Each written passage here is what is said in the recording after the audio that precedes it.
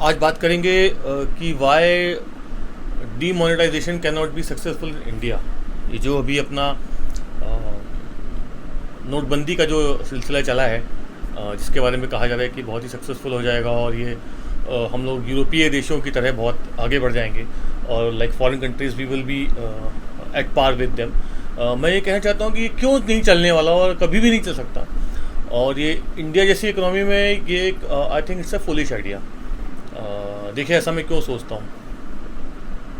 पहली बात, ये जो डीमोनेटाइजेशन का कॉन्सेप्ट है ये यूरोप और अमेरिका और इंग्लैंड यहाँ से आया है। स्विट्ज़रलैंड, स्वीडन, कई देश ऐसे हैं जो अभी दे आर फुली डीमोनेटाइज, जहाँ पर पैसा नहीं होता है। जस्ट पे विद कार्ड्स। आपको ट्रेन में आना है, आपने कार्ड से पे किया। आपको बैंक पे जाना है, कोई भी काम करना है, आप सारे कार्ड टू कार्ड आप ट्रांसफ़र कर देते हैं। वहाँ पर पैसा है नहीं। इनफैक्ट कई देशों में आप अगर रिसर्च करिए तो आप जानेंगे कि स्वीडन में कई जगहों पे देयर इज़ नो मनी, कोई कैश है ही नहीं, कोई कॉइन्स है ही नहीं। दे आर कम्प्लीटली डिमोनेटाइज, जहाँ पर बिल्कुल भी कैशलेस सोसाइटी बन चुकी है। अब पहले समझते हैं कि अमेरिकन कंट्रीज़ में, यूरोपियन कंट्रीज़ में और इंडिया में फ़र्क क्या है, मेन फ़र्क क्या है। देखिए, अमेरिका एक बहुत बड़ा देश है और वहाँ पर जो पॉपुलेशन डेंसिटी बहुत ही कम है। समझिए कि अब बहुत दूर दूर गांव होते हैं, दूर दूर मकान होते हैं। खाली आप सिटीज़ को छोड़ दीजिए तो फिर गांव में जाइए तो बहुत दूर दूर वहाँ पर गांव और मकान होते हैं। तो they have got a decentralise system. उसका मतलब ये निकलता है कि वहाँ पर सब चीज़ें फैली हुई हैं। तो कैसे काम करते हैं वो लोग क्या करते हैं, वो लोग एक बीच में कहीं जगह पे उनका बड़ा सा शॉपिंग मॉल या कोई शॉपिंग सेंटर बनाते हैं जो आसपास के 5-6 किलोमीटर के एरिया के लोगों को अपने पास केटर करता है। वो लोग जाते हैं वहाँ से, वो लोग परचेजिंग करते हैं और चले आते हैं। वहाँ बड़े बड़े मॉल्स होते हैं, वहाँ पर वॉलमार्ट और आप देखिए जितने बड़े बड़े मॉल्स हैं, जितने बड़े बड़े शॉपिंग कॉम्प्लेक्सेस हैं, ये सब वहीं अमेरिका से ही निकले हैं। वहीं से यूएस से इन्होंने अपना जर्नी स्टार्ट किया है। ठीक है, वहाँ पर जो स्क्वायर स्पेस वगैरह होते हैं। सेम विद यूरोप में भी ऐसे होता है। वहाँ भी बहुत वास्ट मेजॉरिटी में जनसंख्या फैली हुई है और वहाँ के लोगों को आप समझिए कि वहाँ पर एक सेंटर जगह चाहिए, वहाँ पर जहाँ पर लोग आएँ, सामान खरीदें और चले जाएँ। इसके दो कारण हैं। एक कारण ये है कि अमेरिका जैसी जगह है, यूरोप जैसी जगह बहुत ठंडी जगह है, वहाँ पर ज़्यादा कुछ उगता नहीं है। तो दे इम्पोर्ट एवरीथिंग। उनको फल, सब्जियाँ, खाने पीने के सामान, ज़्यादातर चीज़ें वो लोग इम्पोर्ट कर लेते हैं और इंपोर्ट करके वो लोग उसको एक कोल्ड स्टोरेज में रखते हैं। अब जहाँ से बाहर से आके लोग मछलियाँ आके खरीदते हैं जो भी उनको खरीदना होता है। इंडिया में ऐसा कुछ नहीं है। We don't need to import phal and sabzi, कोई ज़रूरत नहीं है। तो वहाँ पे क्या है कि एक सेंट्रलाइज सिस्टम नहीं बनेगा तो फिर हर शॉप पे तो कोल्ड स्टोरेज नहीं हो सकती, हर शॉप पे तो लोग इतना स्टोरिंग नहीं कर सकते। और फिर अब एक मकान यहाँ है, अगला मकान 20 किलोमीटर आगे। आप कभी यूएस की फ़ोटोज़ वगैरह देखते हो, मैं नेटवर्क देखते हो, छोटे छोटे मकान होते हैं वहाँ पर। वहाँ के मकान जो होते हैं वो डबल मंजिल वाले भी नहीं होते हैं, एक ही सिंगल मंजिल का मकान होता है जिसको टेढ़ा बनाते हैं, ऐसा बनाते हैं जिससे कि उसको बर्फ़ न गिरे और वो फिसल सके। तो इस तरह की पॉपुलेशन डेंसिटी इतनी कम है कि they can't have shops in every 5 kilometres भी नहीं हो सकता उनको। तो एक बड़ा सा सेंटर चाहिए जहाँ पर बनाना नहीं पड़ेगा, जहाँ पूरा सामान मिलता है। लोग आते हैं एक साथ 5-6 हज़ार 10 हज़ार की शॉपिंग करते हैं और घर चले आते हैं। पूरे हफ्ते का सामान एक बार खरीदते हैं। ठंडे देश में वहाँ पर चीज़ें ख़राब नहीं होती, तो they can keep it for 1 week 2 week. तो वो लोग पूरा कार में आते हैं, सामान भरा, एक हफ्ते का शॉपिंग किया, सब कुछ परचेज़ किया, रखा, एक हफ्ता चलाया। इसलिए वहाँ पर डीमोनेटाइजेशन चलता है, क्योंकि वहाँ पर ऑब्वियसली इतना कैश ट्रांजेक्शन है ही नहीं है। एक बार आए, 4-5 हज़ार रुपये खर्चा किया और सामान लेके घर पहुँच गए। What happen in India. Bharat में एक तो पॉपुलेशन डेंसिटी बहुत ही ज़्यादा है। हम लोग को सेंट्रलाइज सोल्यूशन नहीं चलेगा। अगर एक मैंने बिग बाज़ार बना दिया, फॉर एग्जाम्पल नवी मुंबई में बना दिया मैंने बिग बाज़ार, या मैंने डी मार्ट एक बना दिया, तो एक डी मार्ट कोने में है। लेकिन मुंबई में इतने लोग हैं यहाँ पर, आप देखिए एक कॉम्प्लेक्स में ही 10,000-20,000 लोग रहते हैं। तो वो लोग नहीं जाएंगे डी मार्ट, वो नीचे उतरेंगे, बगल के मंडी से दुकान सामान लेंगे, अंदर चले आएंगे। तो वो सेंट्रलाइजेशन यहाँ पर पॉसिबल ही नहीं है। यहाँ पर हर गली मोहल्ले में दुकानें हैं। हमारा retail sector 86% of total sales है। जितना भी सेल्स है उसमें जो नॉर्मल किराना स्टोर का रिटेल है वो दैट इज़ 86%। 86% लोग उससे काम करते हैं। 3-4% ऑनलाइन है, बाकी आपका ऑर्गेनाइज रिटेल है जो बिग बाज़ार और ये सब बोल लीजिए, आप बड़े बड़े शॉप्स बोल लीजिए। तो वो संभव ही नहीं है। अब मैं उतरूँगा, मुझे नीचे सब्जी मिलती है, मैं डी मार्ट ही नहीं जाऊँगा, मेरे घर से थोड़ा आगे डी मार्ट है और नीचे सब्जी मंडी है। आई टेक अ फ्रेश सब्जी फ्रॉम देयर ओनली। तो आप कितना भी डिमोनेटाइजेशन कर लीजिए, मैं क्यों जाके सेंट्रलाइज शॉपिंग करूँगा ही नहीं, ज़रूरत ही नहीं है।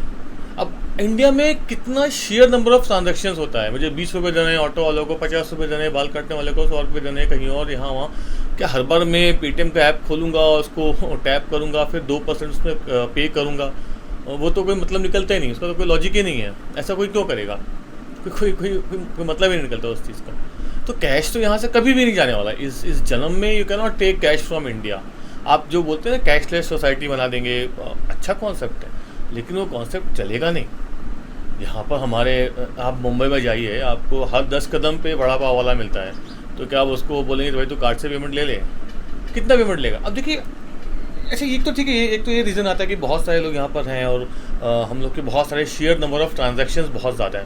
कोई बोले कोई बात नहीं, even still we can find a card जो टैप करता है और वहाँ पर एक्स्ट्रा सिस्टम रखा, टैप करते ही तुरंत पेमेंट लेता है और हम उसका 2% चार्ज भी कम कर सकते हैं, उसको बहुत कम कर सकते हैं। ऐसा बहुत चीज़ें हम निकाल के आ सकते हैं।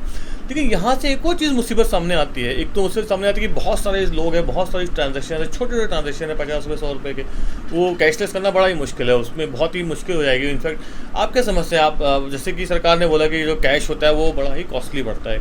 हम लोग के नोट को प्रिंट करते हैं, नोट को 100 रुपये को प्रिंट करने में हमको 20 रुपये का खर्चा आता है, 500 का नोट प्रिंट करने में 13 रुपीज़ का खर्चा आता है, उसको फिर हम लोग रन करते हैं, ये वो बकवास करते हैं। अरे नेट चलाने में डेटा का खर्चा आता है, बैटरी चार्ज होती है, बिजली खर्चा होती है, कार्बन फुटप्रिंट दुनिया का बिगड़ता है, और उसके अंदर आप डेटा चार्ज करिए, उसको फिर आप मोबाइल फ़ोन चार्ज करिए, मोबाइल फ़ोन खरीदिए, वो सब खर्चे हैं, वो बहुत ज़्यादा है एक नोट के मुकाबले। एक नोट 10 साल की उसकी लाइफ है, अगर तो कितने लोगों के पास जाता है, कितने ट्रांजेक्शन्स कर लेता है, 10 साल में कितना डेटा खर्चा करूँगा मैं? पहले मैं मोबाइल ऑन करूँ, फिर जियो का उसमें डेटा ऑन करूँ, क्योंकि मोदी जी हैं तो जियो का डेटा अच्छा रहेगा ऑन करना। जियो का डेटा ऑन करूँ, फिर उससे मैं पेमेंट करूँ अपने पेटीएम से दूसरे पेटीएम पे, मतलब यूजलेस बात हो गई। एक तो पॉइंट ये हो गया कि शेयर नंबर ऑफ ट्रांजेक्शन इतने ज़्यादा हैं कि we can't really adopt demonetisation. फिर भी किसी ने बोला नहीं ठीक है, ऐसा है कि हम कुछ इंतज़ाम कर देते हैं, चलो जो संभव है कि चलिए भाई, हमने बोला कि कुछ इंतज़ाम कर सकते हैं। मैं बोलता हूँ एक कारण और है, वो कारण है कि इससे वेलोसिटी ऑफ मनी बहुत कम हो जाती है। जैसे कि एक दुकानदार बैठा है, ठीक है, और वो दिन भर अपना ट्रांजेक्शंस करता है, तो उसने क्या किया भाई, मेरे पास 100 कस्टमर आए, मैंने उसे 100 रुपये लिए, 50 100 1000 2000 रुपये लिए, अपना ट्रांजेक्शन किया और अपना ट्रांजेक्शन निपटा दिया। अब अगला केस आया डिमोनेटाइजेशन का। मेरे पास 100 कस्टमर्स आए, तो मैंने पहले पेटीएम निकाला, उसने स्कैन किया, फिर उसने नेट ऑन किया, फिर उसने पे किया, तो इससे वेलोसिटी ऑफ मनी बहुत फंस गई, पैसा फंस गया। अब मेरे पास उतने ही टाइम में मैं सिर्फ 20 कस्टमर्स डील कर पाऊंगा जितने मैं 100 कस्टमर डील कर सकता था। किसी से 100 रुपये लेना है, 50 रुपये लेना है, 10 रुपये लेना है, 20 रुपये लेना है, जो भी लेना है। अब मेरी स्पीड बहुत कम हो गई। अब बार बार मैं देखूँ मेरे पास मैसेज आया कि नहीं आया, कि पेटीएम से पैसा आ गया, या फिर नेट से अगर पैसा आया तो उसको मैसेज पैसा आया, ट्रांसफर हुआ कि नहीं हुआ, ट्रांजेक्शन फेल हुआ कि नहीं हुआ, उसमें कार्ड डालूँ, पिन नंबर डालूँ, पिन नंबर डालने के बाद फिर मैं उसको ट्रांजेक्शन पूरा करूँ, फिर नेट चल रहा है कि नहीं चल रहा है, लाइट है कि नहीं है, 50 सिस्टम आए थे। तो उससे क्या हो रहा है, अभी क्यों धंधा डाउन हो रहा है? यहाँ पर क्या हो रहा है कि अब कस्टमर तो उतना ही है, ऐसी बात नहीं है कि लोग खरीदारी करने नहीं आ रहे हैं, लेकिन वेलोसिटी ऑफ मनी बहुत कम हो गई है। अब पैसा फ्लो नहीं कर पा रहा है, क्योंकि यहाँ पे इतने छोटे छोटे ट्रांजेक्शन हम लोग करते हैं, इतने छोटे अमाउंट के ट्रांजेक्शन हम लोग करते हैं। किसी ने 50 रुपये का सब्जी खरीद लिया, किसी ने 20 रुपये का कुछ खरीद लिया, किसी ने चॉकलेट खरीद लिया। हम लोग ऐसा नहीं कि जैसे यूएस में क्या होता है, लोग गए और उन्होंने 2 बास्केट चॉकलेट्स लेके चले आया, उसको 2 महीने खाते रहेंगे, ऐसा नहीं। हम लोग तो गए, दो चॉकलेट लिया, खाया पिया, ख़त्म कर दिया। तो हमारे जो ट्रांजेक्शन बहुत छोटे इसलिए हैं कि हमारे पास फ्रेश फूड अवेलेबल है, हमको तुरंत ताज़ी सब्जियां गांव से मिल जाती हैं, हमको चावल दाल सब कुछ तुरंत अवेलेबल है, हम लोग प्रोड्यूस करते हैं। यूएस वगैरह में ऐसा नहीं है, वो लोग इंपोर्ट करते हैं, तो उनका मौसम भी ठंडा है, तो उनके लिए बहुत अच्छा है, उनकी पॉपुलेशन भी स्पार्स है, बहुत फैली हुई है। हमारा पॉपुलेशन बहुत डेंस है, हमारी ट्रांजेक्शन बहुत छोटे छोटे हैं, हम लोग फ्रेश फूड प्रोड्यूस करते हैं। 100 करोड़ लोगों को आप कैसे बोलेंगे कि डिमोनेटाइजेशन कर लीजिए? मुझे किसी को 100 रुपये देने में क्यों उसको पेटीएम से पे करूँगा 2% एक्स्ट्रा पे करके? आप ट्रांजेक्शन साइज 0 कर दीजिए, वही कोई टैक्स नहीं। अब एक तो ये हो गई, एक तो चीज़ ये हो गई कि हमने जैसे बताया हमारा सिस्टम जो है डिसेंट्रलाइज है, हम लोग सेंट्रलाइज नहीं है। हम लोग एक साथ ऐसे हम लोग एक जगह इकट्ठा नहीं है कि भाई एक जगह बहुत पॉपुलेशन है, बाकी 100 किलोमीटर खाली है। हम लोग हर जगह फैले, बहुत ज़्यादा लोग हैं। दूसरा मैंने बोला कि वेलोसिटी ऑफ मनी कम हो जाती है, आपकी पैसे की स्पीड जो है, अगर आप ऑनलाइन ट्रांजेक्शन करेंगे तो आपकी स्पीड बहुत कम हो जाती है। आप 50 कस्टमर लाइए, उसके बाद फिर वो इतने बार बार पैसा कैसे देंगे? तो ये कुछ ऐसी समस्या है जिसका बिना निदान खोजे बड़ा मुश्किल है।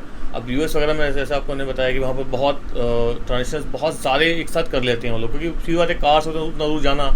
एक ग्रॉसरी मॉल जो है यूएस में एट एन एवरेज 1.5 किलोमीटर्स पे मिलता है, हर 1.5 किलोमीटर पे एक ग्रॉसरी का शॉप है। इंडिया में तो हर 1.5 मीटर पे एक ग्रॉसरी का शॉप है, निकलिए नीचे झाँक के पत्थर फेंक के 2 ग्रॉसरी वाले मिलते हैं। तो इसलिए वो डिमोनेटाइजेशन का कॉन्सेप्ट यहाँ चलने वाला है ही नहीं। लोग आप कैश, अब देखिए क्या हुआ, मोदी साहब ने 14,50,000 करोड़ रुपये मार्केट से वापस ले लिए। एंड व्हाट ही डिड, सरकार का भी डेटा ये आया है कि सिर्फ इन्होंने 5 लाख करोड़ रुपए प्रिंट किया है। अब प्रिंट ही नहीं कर रहे लोग, इन्होंने सिर्फ 5 लाख करोड़ रुपए प्रिंट किया है, 7.5-8 लाख करोड़ रुपए 9 लाख करोड़ रुपए इन्होंने प्रिंट ही नहीं किया। अब क्या है कि आप एटीएम में जाएंगे तो पैसा नहीं मिलेगा, तो आप लोगों ने सोचा कि लोग कार्ड से पेमेंट करने लगेंगे, तो लोग अब जाके चेक से पैसा निकालेंगे। इन द एंड लोग पैसा होल्ड करेंगे, जो चीज़ कम होगी उसकी वैल्यू बढ़ती जाएगी। भाई देखिए, अब देखिए पैसा रुकता है। अब एक और चीज़ होती है, मैं गया, मैं दुकानदार हूँ, मेरे पास 5,000 रुपये कैश है, मैं तुरंत गया, दूसरे सामान लिया और बस लेके आ गया। बहुत ही छोटे छोटे ट्रांजेक्शन होते हैं। वहाँ सामने होलसेल वाला है, उससे दुकान सामान लेके आ गया। अब मेरे को किसी ने पेटीएम से पेमेंट कर दिया, मेरे अकाउंट में 500 रुपये आ गया, उसके पास पेटीएम नहीं है, तो मैं क्या करूँ? मैं बैंक से आके पहले इतने से पैसा निकालूँ, फिर उसको कैश पे करूँ, वो चेक नहीं लेगा, वो बहुत कार्ड से पेमेंट नहीं लेगा, 2% एक्स्ट्रा लेगा, तो मेरा पैसा फिर फंस गया, फिर से बिजनेस स्लो हो गया।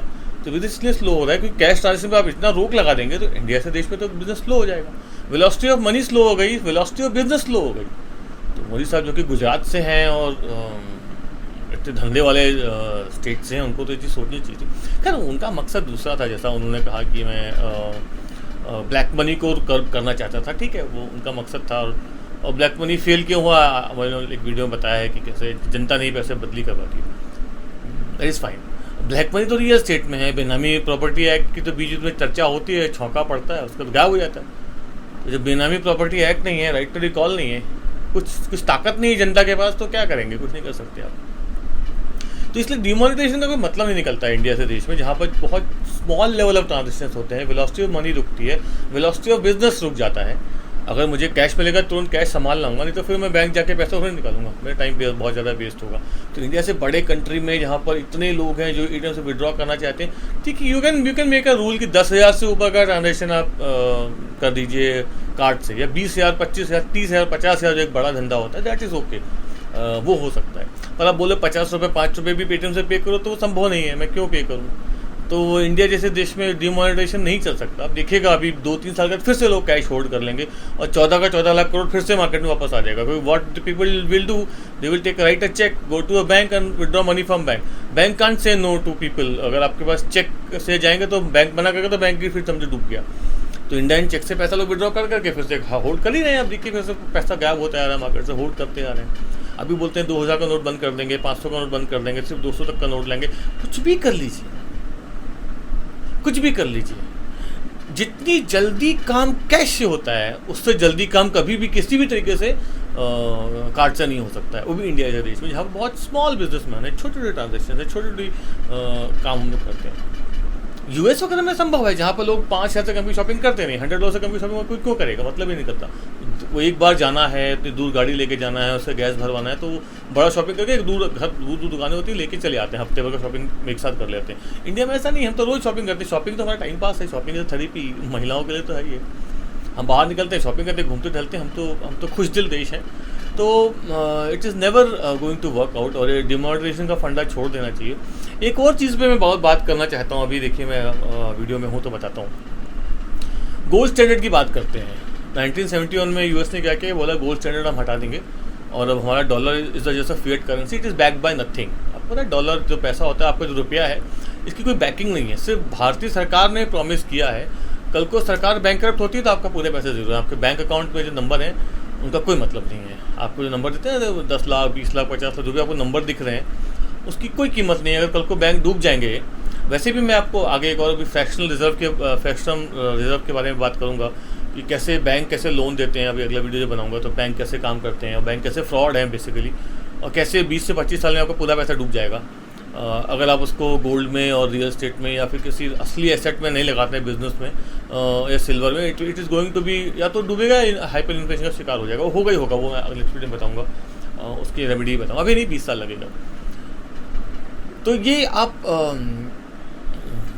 ये जो बैंक की बात कर रहे थे, तो इसमें भी देखिए अगले वीडियो में इसके बारे में बात करता हूँ कि बैंक कैसे काम करते हैं। गोल्ड की बात कर लेते हैं। गोल्ड स्टैंडर्ड था 1971 तक, तो यूएस के पास गोल्ड पूरा ख़त्म हो गया, क्योंकि यूएस ने बोला था कि मेरे डॉलर के बदले आपको गोल्ड मिलेगा। तो पूरी दुनिया ने अपना गोल्ड जो है यूएस के पास जमा करा दिया। तो फ्रांस ने बोला कि हमको अपना गोल्ड वापस चाहिए, आपके डॉलर हमको नहीं चाहिए, we want the real gold. तो गोल्ड के लिए इन्होंने क्या किया कि यूएस साहब ने बोला कि अब तो सोना नहीं है, तो based on faith of US dollar अब हम लोग बिना गोल्ड के ही अपनी करेंसी चलाएंगे, गोल्ड अब नहीं दे पाएंगे, गोल्ड में देने से मना कर दिया। गोल्ड पूरा अभी यूएस पे जमा है, आप देखिए अब एक नेट पे रिसर्च करिए तो वहाँ पे जो उनका जो टाइम स्क्वायर के पास एक बिल्डिंग है, बड़ा सा बैंक है, उसमें बहुत टनों टन गोल्ड उसके वॉलेट में रखा है। तो वो बेसिकली फ्रॉड करके पूरे दुनिया गोल्ड ले लिया और डॉलर दे दिया। तो अब कोई बोलेगा भाई डॉलर की फिर क्या वैल्यू है, हम यूएस डॉलर की वैल्यू क्यों करते हैं, 60 रुपये का क्यों मिलता है। यूएस डॉलर की बैकिंग क्या है, कागज़ का टुकड़ा है, कागज़ का टुकड़ा तो है पर that is backed by oil, एक तो ऑयल से बैकिंग होती है, and that is backed by American army से बैक होती है। इसके ऊपर एक और वीडियो बनाऊंगा, 2 वीडियो बनाऊंगा, एक बैंक पे बनाऊंगा बैंकिंग फ्रॉड के बारे में, और एक और वीडियो में बनाऊंगा इसके ऊपर कि गोल्ड की बैकिंग खत्म कैसे हो गई, कैसे गोल्ड स्टैंडर्ड हटने से रुपये से कागज़ का टुकड़ा बन गया, अब तो नंबर्स ही रह गए हैं। अगर डीमोनेटाइजेशन आ जाएगा तो आपको पता चल ही गया होगा कि 500 नोट की कोई वैल्यू नहीं है। अगर सरकार बोल दे कि इसकी ये कागज़ का टुकड़ा है तो वो कागज़ का टुकड़ा है, तो उसकी कोई वैल्यू नहीं। इसलिए डीमोनेटाइजेशन का ख्वाब देखने की कोई मतलब नहीं है। छोटा सा इंडिया का एक गरीब देश है, गरीब हो चाहे अमीर हो, करोड़ों लोग हैं, छोटे छोटे ट्रांजेक्शन्स हैं, 10-5-100 रुपये का लोग व्यवहार करते हैं, तो उसमें वो संभव नहीं है। आप लिमिट लगा दीजिए तो ठीक है, 50,000 से ऊपर की लिमिट आप लगा दिए ऑनलाइन ट्रांजेक्शन की तो चलेगा, उससे कम में तो नहीं हो सकता है, वो पॉसिबल नहीं है। ठीक है, तो इस मुद्दे में मैं आगे फिर बात करूँगा गोल्ड स्टैंडर्ड और बैंक के ऊपर। तब तक के लिए बाय फ्रेंड्स।